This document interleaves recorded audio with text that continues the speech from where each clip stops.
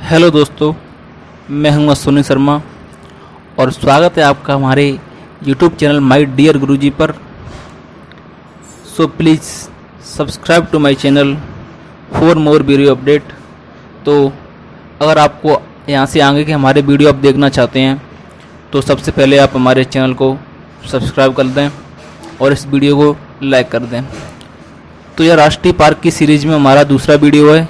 पहला वीडियो हमारा इससे पहले हो चुका है, तो ये भाग 2 है। अगर भाग 1 आप देखना चाहते हैं तो हमारे चैनल पर आकर के वीडियो वाले ऑप्शन में देख सकते हैं, या फिर आप प्लेलिस्ट में जा कर के जो ज्योग्राफी वाली प्लेलिस्ट है उसमें जा कर के देख सकते हैं। तो चलिए भाग 2 को शुरू करते हैं।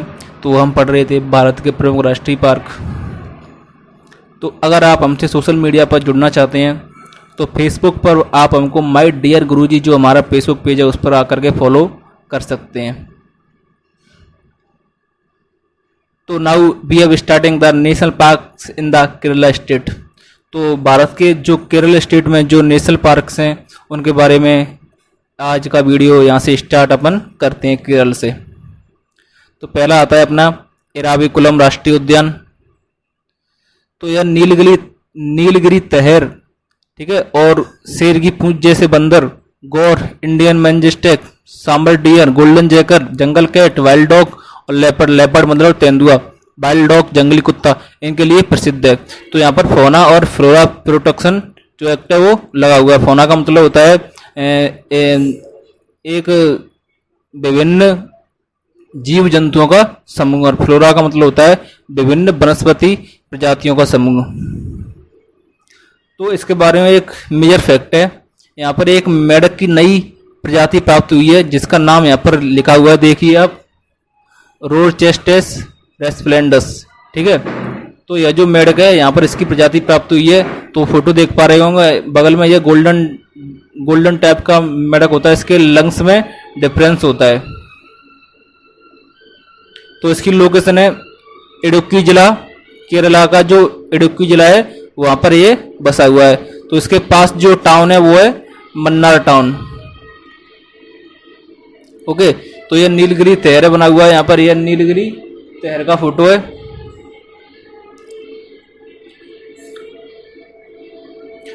नेक्स्ट आता है अपना केरल में पेरियार राष्ट्रीय उद्यान। तो पेरियार राष्ट्रीय उद्यान जंगली हाथी के लिए प्रसिद्ध है। राष्ट्रीय उद्यान जंगली हाथी के लिए प्रसिद्ध है। तो यह IUCN की कैटेगरी सेकंड में शामिल है पेरियार राष्ट्रीय उद्यान। तो इसकी स्थापना हुई थी 1982 में, 1982 में इसकी स्थापना हुई थी। तो यह पेरियार और पंबा दो नदी जो पेरियार राष्ट्रीय उद्यान से होकर के बहती हैं, आप याद कर लें, पेरियार और पंबा नदी पेरियार राष्ट्रीय उद्यान से होकर के बहती हैं।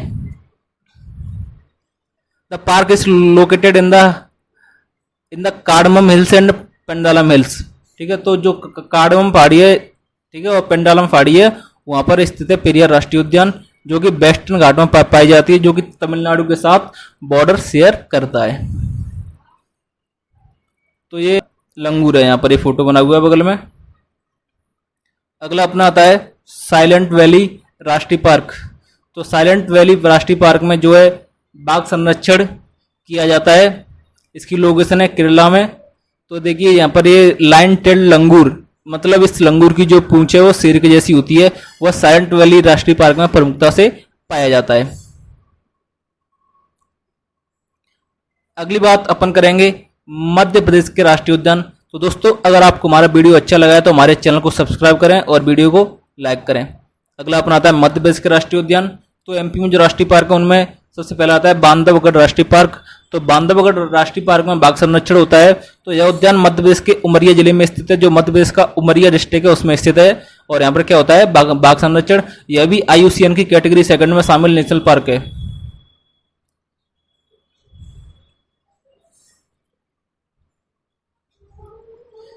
नेक्स्ट आता है अपना बोरी सतपुरा राष्ट्रीय उद्यान। तो बोरी सतपुरा राष्ट्रीय उद्यान में बाघ संरक्षण होता है और इसकी लोकेशन है मध्य प्रदेश के होशंगाबाद जिले में। मध्य प्रदेश का होशंगाबाद जिला, यहाँ पर इसकी लोकेशन ली हुई है। इसकी स्थापना हुई थी 1981 में। इसका एरिया लगभग 524 किलोमीटर स्क्वायर है। इसके पास जो शहर है वह पिपरिया शहर MP का पिपरिया शहर। द बोरी Satpura tiger reserve lies in the Mahadev hills of the Satpura range. तो सतपुरा सीरीज की जो महादेव पहाड़ी है उसमें बोरी सतपुरा जो राष्ट्रीय पार्क है वो स्थित है। यहाँ पर क्या होता है, बाघ संरक्षण। अगला अपना आता है कान्हा राष्ट्रीय पार्क जो कि एमपी में लोकेटेड है। इसका एरिया 940 किलोमीटर स्क्वायर लिए हुए है। इसके पास जो शहर है वो है मंडला शहर एमपी का। इसकी स्थापना हुई थी 1933 में एच वाइल्ड लाइफ सेंचुरी। तो मध्य प्रदेश का सबसे बड़ा राष्ट्रीय पार्क है कान्हा राष्ट्रीय पार्क, इसमें बाघ संरक्षण होता है। अगला अपना आता है पेंच राष्ट्रीय पार्क एमपी में। तो एमपी के दो तीन तो हमने डेस्क्राइब डिब्बे में पढ़े, अब अपन केवल देख लेते हैं कि ज़्यादा इंपॉर्टेंट हैं, लेकिन इनमें केवल यही इंपॉर्टेंट है कि इसमें क्या किसका संरक्षण होता है। तो पेंच राष्ट्रीय पार्क, इसमें बाघ संरक्षण। माधव राष्ट्रीय पार्क जो कि मध्य प्रदेश के शिवपुरी डिस्ट्रिक्ट में, यहाँ पर क्या होता है, बाघ संरक्षण। और तदोवा जो कि एमपी के चंद्रपुर डिस्ट्रिक्ट में, यहाँ पर भी क्या होता है, बाघ संरक्षण। अगली बात अपन करेंगे महाराष्ट्र के राष्ट्रीय पार्क। तो महाराष्ट्र में एक लिस्ट में देख लेते हैं अपन। तो सबसे पहले आता है बोरीवली। तो बोरीवली जो राष्ट्रीय पार्क है वह ग्रेटर मुंबई डिस्ट्रिक्ट में स्थित है। यहाँ पर बाघ संरक्षण होता है। इसकी स्थापना हुई थी 1996 में। अगला अपना आता है मेला घाट जो कि अमरावली जिला है महाराष्ट्र का, वहां पर स्थित है। यहाँ पर बाघ संरक्षण होता है। तीसरा आता है पेंच जो कि महाराष्ट्र के नागपुर डिस्ट्रिक्ट में, यहाँ पर बाघ संरक्षण होता है। तो जो पेंच राष्ट्रीय पार्क है वो दो जगह स्थित है, पहला मध्य प्रदेश, दूसरा महाराष्ट्र। ओके, तो मध्य प्रदेश का पेंच और महाराष्ट्र का पेंच नागपुर में स्थित है। अगली बात अपन करेंगे, अब चलते हैं अपन पूर्वोत्तर की तरफ। तो सबसे पहली बात करेंगे अपन मणिपुर के राष्ट्रीय पार्क। तो मणिपुर में पहला आता है केवल लामजाओ, बहुत फेमस राष्ट्रीय पार्क है, विश्व का एकमात्र तैरता हुआ राष्ट्रीय पार्क है जो कि पानी पर तैर रहा है। इसके पास जो शहर है वो इम्फाल और IUCN की कैटेगरी सेकंड में शामिल है। तो यह तैरता हुआ कैसे है, क्योंकि यहाँ पर एक फुमड़ी नाम की घास पाई जाती है और ये लोकटक झील पर बसा हुआ। इसकी स्थापना हुई थी 1977 में। तो फुमड़ी घास क्या होता है, यह पानी पर तैरती रहती है। इसके बीच में जो सॉइल की लेयर लगा करके एक बहुत सॉलिड जो है सरफेस बना दिया जाता है जो कि पानी पर तैरता रहता है। देखिए ये देख पा रहे हैं फोटो में, ये फुमड़ी है, फुमड़ी घास है। ये राउंड जो बने हुए हैं, इसके बीच में जो मत्स्य पालन होता है, मछली पालन होता है। दूसरा आता है मणिपुर में सिरोही की स्थापना हुई थी 1982 में। अब अपन बात करेंगे मेघालय की।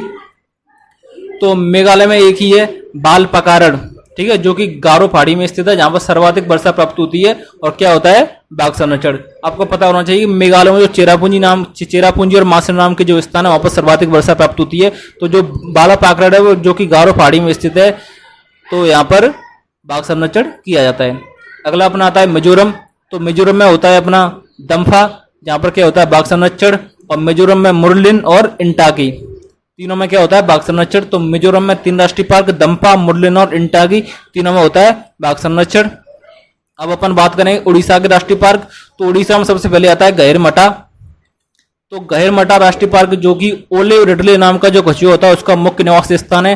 तो ओलिव रिडले जो कछुआ है उसके प्रजनन के लिए उपयुक्त परिस्थितियां पाई जाती हैं। यह पार्क वन्यजीव अभ्यारण्य में शामिल है। इसकी स्थापना हुई थी 1997 में। और इसके पास जो शहर है वो चंदनवाड़ी डिस्ट्रिक्ट, ठीक है, उड़ीसा का चंदनवाड़ी जो जिला है वहां पर यह बसा हुआ है। तो गहिरमटा में आपको याद करना है ओलिव रिडले कछुआ, ये फोटो लगा हुआ है, ये देखिए ये ओलिव रिडले कछुआ है। अगला अपना आता है उड़ीसा का सिमलीपाल। तो सिमलीपाल में क्या होता है, बाघ संरक्षण, जो उड़ीसा के मयूरभंज में बसा हुआ है। इसकी स्थापना हुई थी 1980 में। यहाँ पर क्या होता है, बाघ संरक्षण। अगले अपन बात करेंगे राजस्थान की।